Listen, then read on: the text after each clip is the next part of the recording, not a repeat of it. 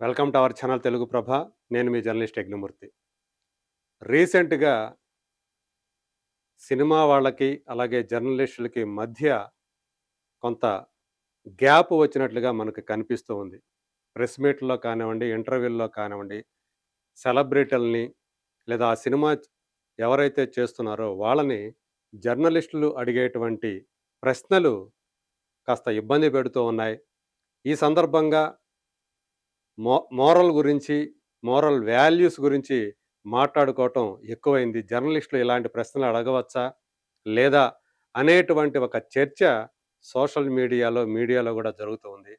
లేటెస్ట్‌గా 'Kiran Abbavaram' 'K ramp' అనేటువంటి cinema ఈరోజు రిలీజ్ అయింది. ఆ సినిమా ప్రమోషనల్ ఈవెంట్‌లో కిరణ్ అబ్బవరం ఆ సినిమా హీరో అతనికి ఒక జర్నలిస్టు నుంచి ఎదురైనటువంటి ప్రశ్న దానికి ఆయన సమాధానం చెప్పకుండా దాటవేయటం, అది కూడా ఇప్పుడు చర్చకు దారితీసింది. ఎందుకంటే 'కే ర్యాంప్' అనేటువంటి ఆ సినిమా ప్రమోషనల్ కంటెంట్‌లో టీజర్స్ కానివ్వండి, ట్రైలర్స్ కానివ్వండి, వీటిల్లో కొంత ఇబ్బందికరమైనటువంటి, అభ్యంతరకరమైనటువంటి, అలాగే అసభ్యమైనటువంటి పదాలు అంటే డైలాగ్సు హీరో నోటి నుండి వచ్చాయి అనేటువంటి అభిప్రాయాన్ని చాలామంది వ్యక్తం చేస్తున్నారు.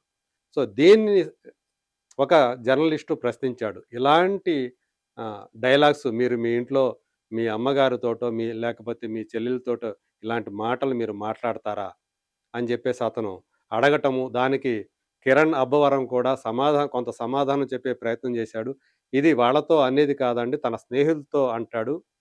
సో, అలా చూపించాం. ఇదేమన్నా అంటే పవిత్రంగా మాట్లాడే వాడు కాదు హీరో. అతని క్యారెక్టరైజేషన్ అలాంటిది అని చెప్పేసి ఆయన అడగటం.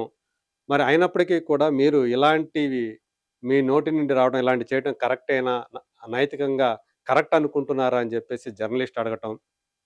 దీంతోటి మీరేదో ఆహ్, లోపలేదో పెట్టుకొని మాట్లాడుతున్నారన్నట్లుగా కిరణ్ ఇంక నేను దీనికి సమాధానం చెప్పనని చెప్పేసి దాటవేయటం.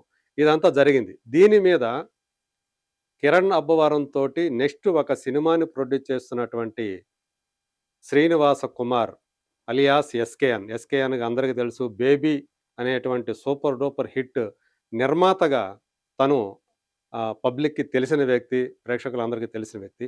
అతను దీనిపై ఒక ఎక్స్‌లో తన అభిప్రాయాన్ని పంచుకున్నాడు. ఆయన ఏమన్నాడో ఒకసారి ఏం రాసుకొచ్చారో ఒకసారి చూద్దాం దాన్ని.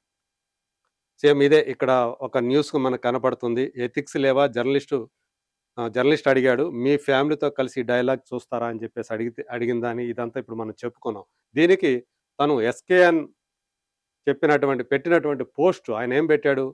ఎథిక్సు, physics, chemistry. So, physics, chemistry అనేది మనకు తెలుసు. భౌతిక శాస్త్రం, రసాయన శాస్త్రం అని. ఎథిక్స్ అంటే ఏంటి? నైతిక నైతికతలు, నైతిక విలువలు. వై ఏ ఫ్యూ జర్నలిస్ట్ అనే దాన్ని కోట్ చేశాడు. అంటే అందరూ కాదు, కొంతమందిని ఉద్దేశించి ఆయన పెట్టాడు అనేది చాలా స్పష్టంగా తెలిసిపోతుంది. ఎవరైతే ఆ ప్రశ్నలు అడుగుతున్నారో వాళ్ళని ఉద్దేశించి ఆయన పెట్టాడనేది ఇక్కడ స్పష్టమైపోతుంది. Why a few journalist targeting films and heroes especially with no background. అంటే ఎలాంటి నేపథ్యం లేని, ఎలాంటి నేపథ్యం లేని అని అనుకోవాలి. ఎలాంటి బ్యాక్‌గ్రౌండ్ లేనటువంటి హీరోలని, వాళ్ళ సినిమాల్ని ఎందుకని కొంతమంది జర్నలిస్టులు టార్గెట్ చేస్తున్నారు అని చెప్పేసి అని అడుగుతున్నాడు. There are many vulgar shows on TV and YouTube.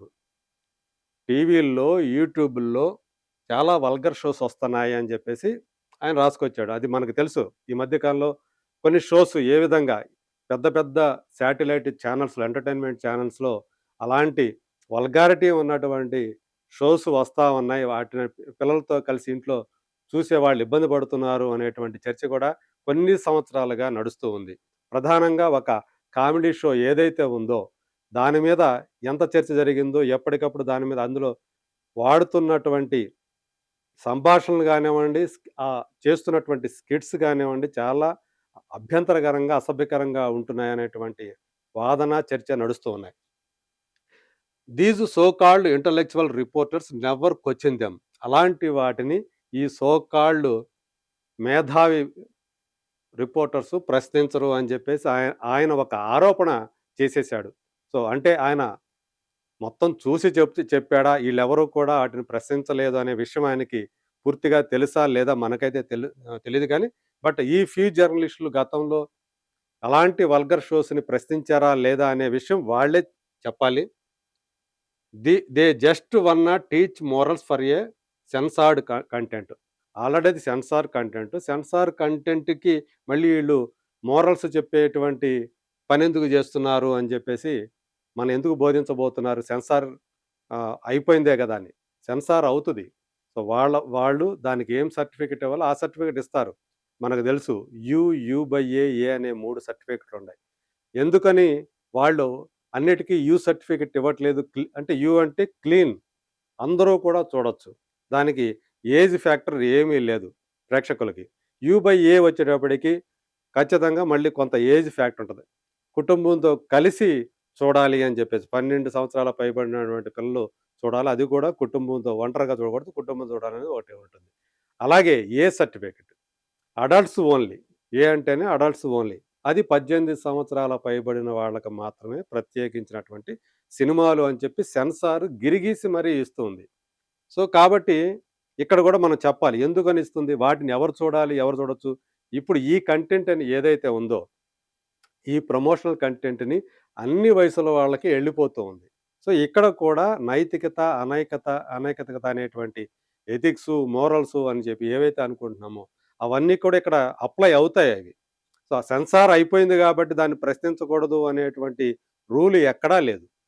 ఎవరైతే దానివల్ల ఇబ్బంది పడతారో, కొంతమంది మనోభావాలు గాయపడతాయని జెప్పేసి అనుకుంటారో, వాళ్ళందరూ కూడా వీధుల్లోకొచ్చి వాళ్ళు తమ గొంతు విప్పినటువంటి సందర్భాలు, తమ అసంతృప్తిని సెన్సార్ మీద కూడా వ్యక్తం చేసినటువంటి సందర్భాలు అనేకం ఉన్నాయి.